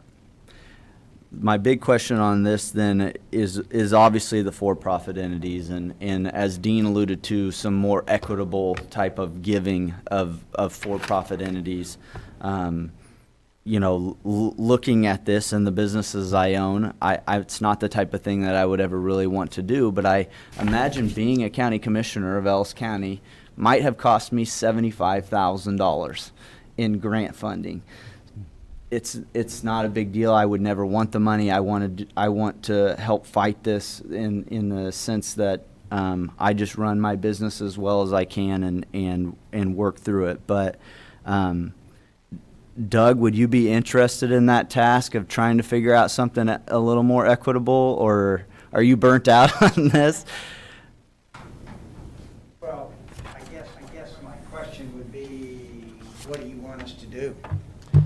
We've got till tomorrow morning or tomorrow sometime to do it. So, I've heard you named a few specifics that you think maybe are excessive. We could certainly relook at anything. And then my other question would be, where are you going to go with the funds? Yeah. I mean, that's your problem, I get, but I think you've got to have, JD's got to know where if the for-profits get reduced by $100,000, where would you put the funds? So. In that amendment process, I know Saline County has done something as far as getting these monies allotted to their Chamber of Commerce and having their Chamber of Commerce do some of the work in divvying. We have Chamber of Commerce, we have Grow Hayes, we have the Downtown Hayes Development Corporation. So we have these groups of people that could maybe help us with that process. But is that even possible in terms of after we submit this initial request? I kind of like what we were talking about earlier. If you all feel like we ought to whittle down a little bit on the for-profits and maybe identify that there's an additional, make up a number, $200,000 that we want to make available possibly to nonprofits, and then we ask the nonprofits, okay, would you like to communicate with them and see if there's any addition that they would like to make to their applications? I think I don't think it's appropriate in our process for us to go out for a whole new wave of applications, unfortunately. I think we have to live within what we have. But I think the reallocation of those monies, I think, would be fair game. And then, like I said, I think it's not a matter of if. I think it's when the state indicates that, oh, they don't like this project or that project, that we'll probably have some monies available there too, that if the nonprofits know, okay, let's see if we can identify an extra $200,000 and what is our order of funding as those dollars become available, then I think they can very easily develop that, and that would make that a very straightforward process, I think. The other thing I think you were asking about was, okay, could we make an allocation to another group and let them handle the monies? And that was one of the things we initially worked on quite a bit. I met with Bill. The problem that we get into with that, and Saline County has their option. Oh, by the way, one more quick side note. One of the things that has been emphasized to us time and time again by the state is that this is a local program. They look to us to make a local decision on what we want to do. And you may hear feedback on, well, the state said you're supposed to do this or do that, and that's not true. The state is saying that it's up to us to decide, up to you all to decide how you want to do this program. So it's up to you. But the problem we run into with doing an allocation to the chamber, for example, I don't mean to pick on the chamber, Grow Hayes, and then have them run the program, is that the people that are the end user are responsible to, well, let me back up. The county is responsible that they spend the monies the way they have applied to spend the money, the way we have reported to the state, and they've approved it or not denied it. And what winds up happening, though, is that we are on the hook. So if they don't do what they're supposed to do, we have to pay the state back for something that wasn't a valid project. And so the way we can mitigate that is by having the end recipient sign an MOU that they will use the monies as they said they will use. And the problem we get into, if we have Grow Hayes in the middle of that, then we need them to sign an MOU to us that says that they will make sure that all the funds are spent the way they're supposed to be, or they have to pay us back. So that kind of hooks them in the middle. And in meeting with Bill, felt that it would be better to have the end recipient sign an MOU with the county, with us directly, and not have the middle guy. So that was the reasoning behind this route. Yeah, I think we need to decide. I think it's up to us to decide what we're going to cut or change and leave them out of it. And let's go forward. I can add one little piece if I may. I don't know if it's an option for you at all, but I just realized Heartland Community Foundation is going into another grant cycle September 15th through November 15th. We'll have just over $50,000 in Ellis County. I will promise you our request will be in excess of $300,000. That's what always happens in the fall. Now, I don't know if there's any possibilities in that you'd want to, make funds directly to Heartland for a Heartland's allocation, because it is in that time frame. Then the thing you have with that is you have follow-up reporting. There's grant reporting that has to be done through that whole process. So I don't know that we can do that. I think it's probably something we can do, so it's just something you consider. I thought of as you talked about it. You'd have to ensure that the funds are spent in the CARES for the. Exactly, and we would just have to put that, we have a lot of different criteria in the grant process, and we have 4 different buckets we use for grants, so there could be that. Okay. And again, I'm speaking out of school. I'm a better fundraiser than a figure-outer, so there are people, though, that could tell us if we could do that. Mm-hmm. Thank you. Dean, did you have some changes you wanted to make? Well, I guess the number one thing I think we need to figure out is how we're going to fund the new ambulance. It's our tax dollars to fund it out of this. I mean, I think this is the way to fund it. Mm-hmm. Right here. I think Darren has a piece on that he does. This this funding is supposed to alleviate some funding that will help The free FEMA up others. PA. Yeah, there's a partial deal there. It isn't enough to buy an ambulance, but it's a start. Correct. The PA, it's not approved yet, so we don't actually know between the city of Ellis or City of Hayes or Ellis County. We estimated it was roughly $125,000, $130,000. The type of ambulance, the Type 1 ambulance that Jason was wanting to look at, he got bids in yesterday. They're right around $200,000. So the total, depending on how we want to how you want to look at this is 200,000 is probably a pretty good safe number if you needed to allocate funding for that. That's And not a for 75% sure of that PA grant would give you about 130. And we talked about, I had asked Jason, the remaining, roughly 70,000. The 2019 transfer that'll be made to reserves would cover that remaining amount. So there's funding there, but as like Commissioner Hazelhorst said, that is county budget money that's being funded, not CARES money. And if I could, on page 6, item number 15A talks about that and what Darren was just visiting about. Exactly. But we still need 70,000 to, I mean, if we don't transfer it out of Fund 16, that's money we can leave in there also. That's correct. Correct, and that's also based on the assumption that both the city and Hayes and Ellis County would would get approved for that PA grant, which we won't know until about a month from now. I mean, I guess I look at it, the money's available here today. You know, if we can fund an ambulance, why should we ask the taxpayers to fund a full ambulance if we can get it funded here today? Well, I definitely believe in taking care of these deferred costs. That's that big 1.5 million thing, but I don't know, isn't there something in here, JD, that is about if we have budgeted money, it cannot be used for this? That's correct, but the ambulance that we're talking about here would be a future year, so it's not yet budgeted. Okay, so we're not on a budget cycle yet. We're in good shape. That's correct. Okay. It's not a 2020 budgeted item, so yes. 21 item. You know, I think where the government went wrong in this and where they opened up Pandora's box for Doug and his whole committee was when they threw in this idea of lost revenue. When they did that, it became less about COVID-19 and protecting people in these businesses, and it became an accounting issue for a lot of these small businesses to try and recoup what they think they might have lost when they were shut down. They shouldn't have probably been shut down out here, in my opinion, but we definitely got a Pandora's box there. I agree, Dean. If we can defer any of this cost in the future, it's as equitable as it can be in Ellis County, because it means there's a potential for future commissions to lower taxes, and if we're spending it on an ambulance, none of us know who's going to need that thing. So. And also on all these applications, I don't know, and I know the group didn't have access to this information, but some of these people that are requesting money are delinquent on their taxes.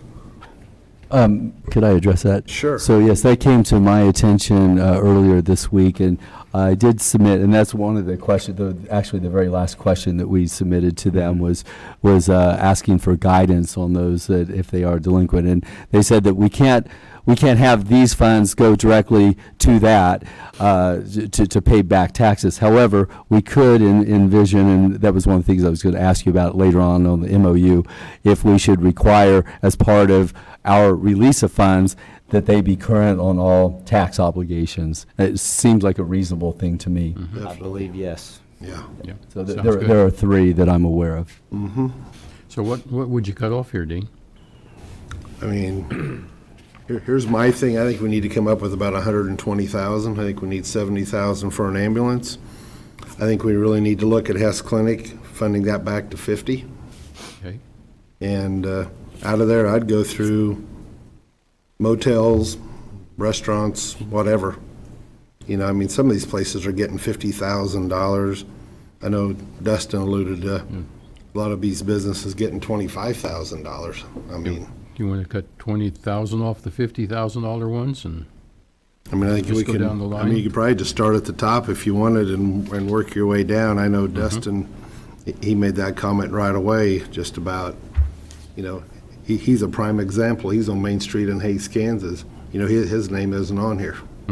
And, you know, Wichita City Commission gave each business $5,000, but, or not City Commission, County Commission. But I don't know that we need to cut them that drastic, but I think we need to look at some numbers that we could start modifying. I mean, you know, motels getting $50,000. I haven't seen any break in the room when I stayed at a motel that they're going to give me a break to stay there. You know, and I stay out of town a lot. a brainstorm. Would you be interested in us going through and taking the percentage off necessarily to reach that number that is your goal? So we take off 120,000 by dividing it up by percentages. Then we don't have to go one by one. Or if you want to go one by one, we sure do that too. Butch, Justin, thought? You know, I would rather do it JD's way. I think I run in, I imagine you do too, Dean, in the oil business, of a serious conflict of interest if I start going and trying to itemize these things down against my direct competitors. Sure. So as I will always say, if anybody ever asks me about this, the reason my name is not on this list is I don't want a government handout. Exactly. I think there are a lot of good things that government does that helps incentivize businesses to grow and do a good job, and I think those tools should always be used. They're usually in lessening their tax burden. Sure. And I like those things, but an actual cash check is really tough, and it was really tough for me when I had to apply for a PPP loan. But I had to look at my employees, I had to look at my ability to bring home money to my family, and my $14,000 PPP loan, we used it all. But we were shut down for 45 days where I couldn't even go in and try to sell somebody something. So Sure. I would rather it be done that way by their committee. I'm happy to come.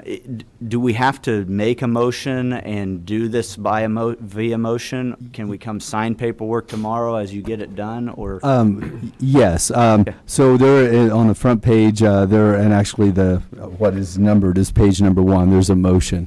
And if you make that motion, give me the direction to cut those by the percentage that we were just talking about, we will get the money added for the ambulance back. And then and I don't know if you have agreement yet on the Hess Clinic, but if you'll give me that direction as well, then we will reallocate the reduction on all the hotels, and if you wanted any others included in that, we can do that too. But we'll do it by percentage, and that was why also on the front page I kind of envisioned there might be little tweaks that need to be done. If you'll go ahead and approve the program and give me the authority to make these minor changes, then we'll have the documents, the final documents for you to sign, and then we'll get it submitted. So on the nonprofit side, are we looking at doing anything there or not? Well, that changes their whole application process. Yeah. You almost have to wait for the state to make adjustments.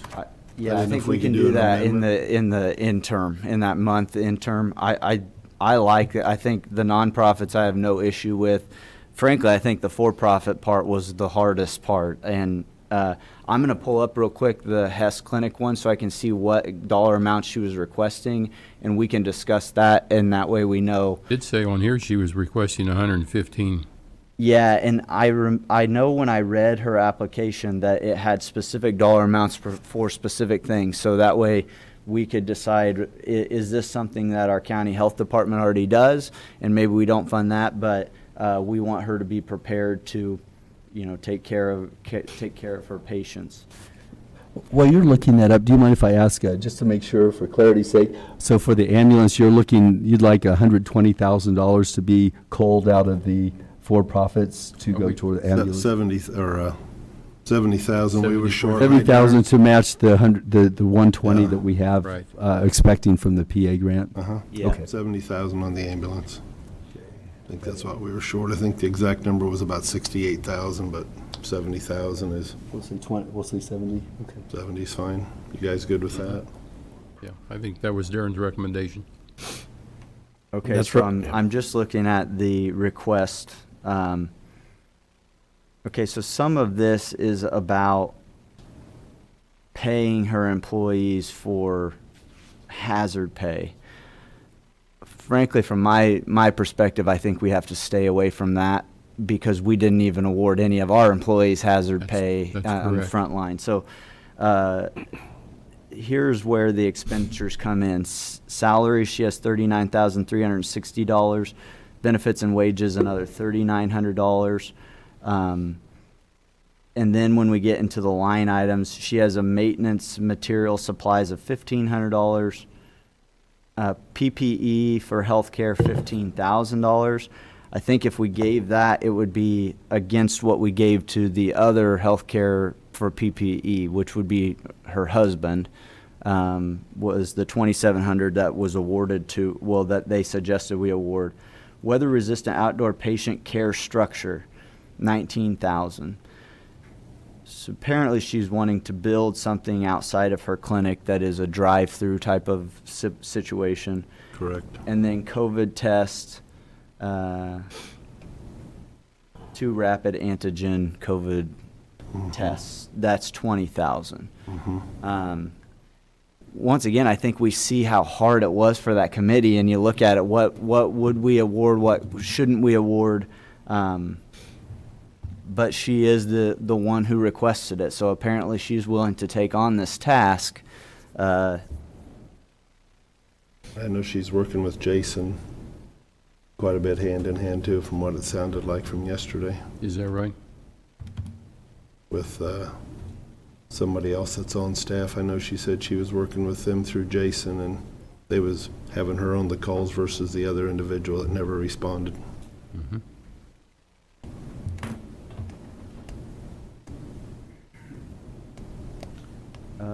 Oh, and then she has a $16,900, $900 for printing and advertising, and $16,000 for professional fees and services. That's where you get the grand total of $115,660. And I'm not in favor of the full amount. I was thinking Yeah. 50 was.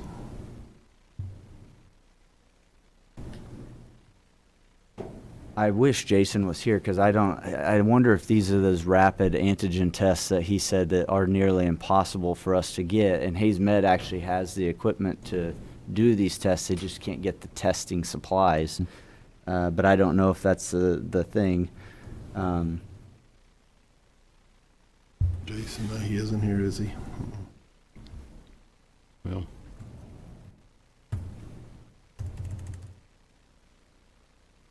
we know we don't want to go down to hazard pays. Yeah. I think any of the pay should be Because taken we out. never offered that any to our own employees, including the sheriff's department and Yeah. EMS. None of them got offered I hazard think pay. the outdoor structure is feasible, the maintenance supplies and everything Yeah. feasible. And if we put those together, we take the professional services, the printing off, the salaries and wages, which I think we should take off. Like I said, we've already told our employees we're not paying them hazard pay for it. Doesn't it come up to about 48,000 or something? It's about 54,000.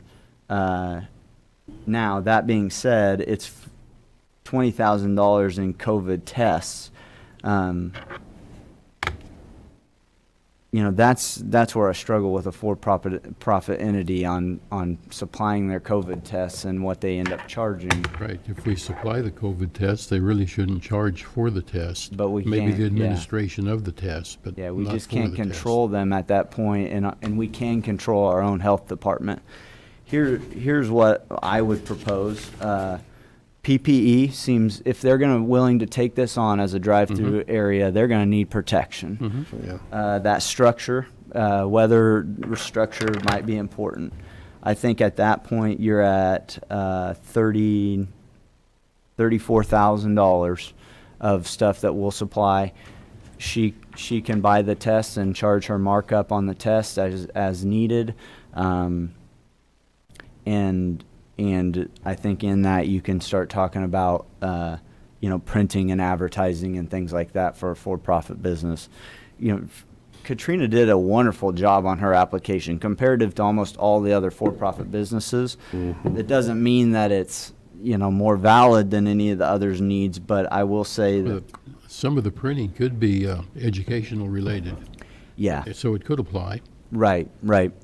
And it's about a $900 Okay, another thing. $1,000, So, getting up to about 40,000. yeah, and I think, like they said, she checked the box that she couldn't do it if she didn't have it all. I guess if we went to a $40,000 amount for her, at that point, she could decide if it's feasible for her business, and if it's not, I'd imagine she just shouldn't spend any of the money, you know? Sure. Because she's gonna have to account for it at some point, so, Well, and she has to finish a project by the end of the year, too. yeah. So, but I think Doug said that he circled back with her and that she indicated that she could do the project Okay. for less. Correct? So basically 110,000, No, not correct? about 110,000 then total, Yeah, 40 For and the- 70, 40 and 70. 40 and Dustin. 70, 110. Okay, yeah, 40 for her. I think I Said misunderstood. she could not complete the project as represented with less. She said she could modify some things and do some things differently. So Okay. she was willing to accept less and try and modify it, but she said, as one would expect, the way she wrote it up on the playbook, she could not do that without the funds that were requested. But she did say she could accept less and do something a little bit different. Okay, Okay. Okay, thank you for So clarifying. we'd be looking at 110,000. 110 would be her new number? no, not hers. No, 40,000. Oh, total. Yeah, 40 for her and 70 for the ambulance. Oh, okay, I understand. It comes up to 107,300 because you have to reduce the amount that that 2,700 that she was originally slated Right. for. She was already slated for 2,700. So Okay, no. but it's 40,000 is the new amount that we're allocating. Allocating to the clinic. This clinic. Okay, very good. And then just use the same percentage as you go down the list. And if you don't mind, if we could go back to that again. So how sweeping, do you want just the hotels? Do you want some of the others included in that? I think you'd almost go I think you could just, across the board. everybody, Off all of them? all of them, Okay. Across just take across all. the board. the percentage it And it's takes. fair to everybody. Yeah, that's fair to Well, everybody. that'll be a, Much smaller hit than to everybody. Mhm, So, right, okay. much smaller hit.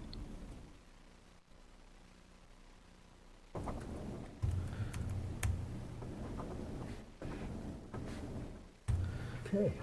I do have a question just for financial side of things. If we look at this ambulance, partial funding, the commitment to purchase an ambulance, sign a contract with a company, not knowing that we only have 70,000 of the 200 set aside, is that going to create a problem? Because we don't guarantee that we have that other 120 there to pay for it. If either of those PA grants get denied, then we're sitting there on the hook with an ambulance and $120,000 worth of funding that we weren't budgeted to spend. I just wanted to get that out there. What is the time frame on the FEMA PA grant? We won't know till probably at least after we get this back from the state, so it could be mid to October. late September. And if we have to wait that long to sign a contract, I very seriously doubt that company is going to be able to deliver an ambulance by December like they were originally planning to if we do something today. We could, Now, what Jason was telling me was that rather than us ordering an ambulance, what he has in mind is we would buy kind of a showroom ambulance, one that's already constructed, and we just take the I kind did of off the discuss lot. that with me him too. last night. It usually doesn't have all the specs that we need, but he could adapt with it sure. and get one that is available. So hopefully that will allow us to. Maybe if we recess 5-10 minutes, I think Jason needs to answer a couple questions for us about that. Is an ambulance available? Is think it Darren possible knows for that. us to keep, get it held for us in lieu of potential financing? And I imagine there's, The company is probably going to have difficulty because Ellis County is only one county of thousands throughout the country that are looking Yeah. to purchase ambulance. And if they've already committed an ambulance to Jason and we tell them we have to hold off a month before we can sign anything, they're going to say, no, we'll give that ambulance to somebody else.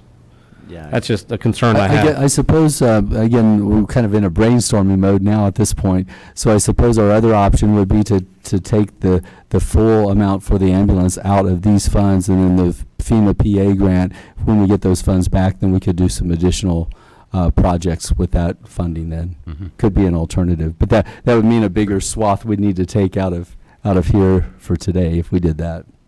I didn't mean to try to make it complicated. I just, No, but it's if that's a valid. priority for the commission and we didn't have the funds to set it, I'd hate for it to come back after we sign a contract and then we have to come up with Yes. $130,000 to pay for it. And Darren is correct, and because that ambulance is not budgeted for this year, so it really this would be a better way to do it, actually.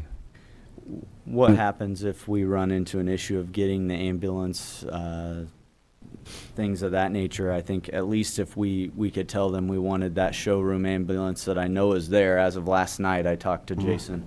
I think that would be the better way to go. But in this process of what the state comes back with, if we somehow miss out on it or whatever, I imagine that would be our opportunity to then refund back into the for-profits or what have you. Correct. There's one other stipulation, and I think I've shared with each of you individually, and I know our group has talked about it many times. The story continues to unfold. We just got an additional thing of guidance just yesterday. There's yet another meeting coming up tomorrow. So it just keeps unfolding. Here we are at the 11th, beyond the 11th hour. But as I understand things as they stand today, we have to spend the money before December 30th.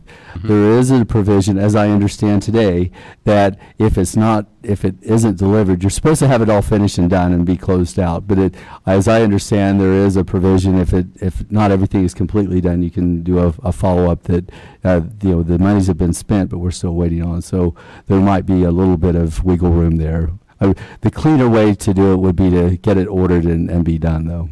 Right. If it wasn't all completed by the end of the year, would a purchase order just suffice? No. Okay. No, purchase order does not. And that was one of the things that we actually asked, can we obligate the funds and spend them in 2021? And the answer was no. Okay. Well, I think if we had a set price, I mean, if we knew we was getting it, we could write them a check for it. And we pay in advance. Exactly. But hopefully they'll be able, like we were talking about, hopefully we'll be able to get this delivery relatively soon. Okay. Well, I guess do the magic you need to do. Okay, so I'm going to take the full 200,000 off of for-profits. So we'll just distribute it by percentage by the current award. We'll just figure out the percentage, and then we'll add 40,000 for Hess then. Yep, sounds like a plan. Okay. Okay, do we need a motion to do Commissioner this? Rhodes, you good with that? You're studying awful hard over there. Yeah. The only issue I see on these for-profit awards, and maybe it should be that if these organizations requested more than allotted, I think those should be the ones that we take this money off of. If one of the hotels requested $20,000, and because of that they didn't get $25,000 or $50,000. I think that any of those organizations that requested under the threshold that Doug's committee put together, I think we keep their funding in full, and anybody that requested over, that is the organizations on the for-profit that we pull percentages from. Only because I would like to reward the people who were just asking for the amount of money that they felt they needed. Although I'm not saying that these organizations didn't feel they needed these very large sums of money, I think that if we, for instance, I saw one down here, H&J Productions asked for $4,800. Like I said, I don't know that H&J Productions. I'm not sure what that is. Do you know, Doug? DJ service. The DJ. Okay, so they didn't ask for an exorbitant amount of money, and if we cut them the way that we cut people that asked for $500,000, $370,000, $350,000, $200,000, it doesn't really. I think it doesn't do us justice or do the justice to the people who were just trying to ask for enough to get them through. If it's a DJ service, I hate to pick winners and losers in any economy. I never wanted to do this as a commissioner, but I imagine a DJ service took a heck of a hit to their bottom line when we wouldn't let anybody get together in groups. So, Sure. I would just hate, Heartland Gymnastics was 10,000. They requested 10,000. I think the hit should come from the organizations that requested a lot over what, or some over what they were able to be allotted as a maximum amount for their type of business, and then. Commissioners, may I maybe make a suggestion? Maybe we just run through the list and maybe you let me know which ones you want to exclude from the redistribution. Okay. And then then I'll know which ones to include. Okay. Okay, start at the top. Program 2, exclude? That's a relatively low dollar amount. I'd just keep that. Yeah. So, I'm sorry, so exclude it from the redistribution? Exclude Yes. it, Okay, yes. all right. Exclude. All right, program 4, Include okay. from me, you guys. Yep. Mm-hmm. Program 18, Include. include? Yep. Okay. Program 19, include? Mm-hmm. Program 20, Leave. Yeah, Exclude? exclude that. okay, exclude it. Exclude the Exclude next one. 21, Yep. Yes. okay. Include 22, Yes. Yes. 23, Yes. Yes. Include. Yep. 24, Yes. Yes. 25, Yes. Yep. 26, Yes. Yes. 27, Yes. Yes. 28, Yep. Yep. 29, Yep. 30, Yep. 33. Garden Yes. City Investment Yeah, included. that's a hotel room. Yep. Mhm. Okay, the next one we skip. Number 36, include or exclude? That one would be under threshold. Mm-hmm. So that So exclude? Exclude. Yep. Exclude. Okay. 46, Yes. Yes. yes, include? Mm-hmm. Okay. Include 48, Yes. Mm-hmm. include 49, Yes. include 50, Yes. Yes. include 53. Yes. Yes. Okay. We'll skip the next two. 64, include? Yes. 67, exclude? Yeah, that'd be an exclude. Yeah, right? exclude. Exclude, Uh-huh. all right. Let's see, 69, include? Yes. 70, what do you want to do on 70? 70 would be an. Looks like that's all they asked for. Yeah, yeah. So they must have been in threshold. So leave that one. Yep. Okay, so Exclude. we'll exclude them. Mm-hmm. Yep. Let's see, we'll skip 71, 74. So we're going to move that up to 40,000 even, correct? Correct. Okay, all right. Skip 75, and then, let's see, 76. Do we want to include? Include. Okay, 78. That one would be under threshold. Mm-hmm. Okay, so exclude that one. So it was the next one. Okay, exclude 80. 87 we want to include. Include. Include, Okay. yes. We'll skip the next two because they're zero. 97 Include. include. Include. 101 include. Include. Okay, the next one is 0. 105 include. Include. Yep. Okay, 106 you want exclude. Exclude. Exclude. Okay. Yep. Mm-hmm. And then the next one is 0 as well. So if I could run back through them real quick, the ones we're going to exclude, we'll include everyone except for these. We'll exclude Program 2, Program, whoops, let me make sure I have the right line here, 20 and 21 and 36 and 67, 70, 78, 80, and 106. Is that correct? I believe so. Mm-hmm. Think so. There was only one that I saw that I thought we might have. Doug, the Fairfield, they requested 20, were given 20. That was based on rooms. There was a corporate request based on PPE expenses, so So they requested probably under their threshold of what you would have given them based on their room occupancy. this, but I think there's a Fairfield request also for the actual room. Oh, okay. So RSD, Fairfield, and, oh yeah, Fairfield Inn. Okay. Yeah, there's two of them. So we definitely, I think we used that RSD Fairfield, and we did, I believe, in the discussion. Yes, we did. Okay. Correct. So to summarize that then, so the 200,000 for the ambulance, we have 40,000 for Hess. We'll redistribute that 240,000 then from all the ones that we did not exclude. Yep. Okay. We should balance. Okay. Should balance. Okay. Do we need to make a motion? Yes, For you please. to proceed here? Do either one of you gentlemen want to make a motion, or should I? I can make a motion. Okay. I move to approve the Ellis CARES Program and authorize the county administrator to sign documents and, if necessary, make minor changes within his budgetary authority as discussed. Second. We have a motion and a second. All in favor, say aye. Aye. Motion passes 3-0. Thank you all so very much. This was a very, very difficult thing. Thank you all for coming. And thank you to the think And for tank. everybody that's presented, or if you didn't present, thank you for being here. Sounds like we'll get a chance to meet again here in the not-too-distant future. And sir, if I could visit with you for just a moment after the meeting, if we could. Thank you all again very much. Difficult, bet. JD, challenging you guys program. worked hard on this. Yeah, thank you. That. Thank you you to guys did a everybody who great job. served on the committees.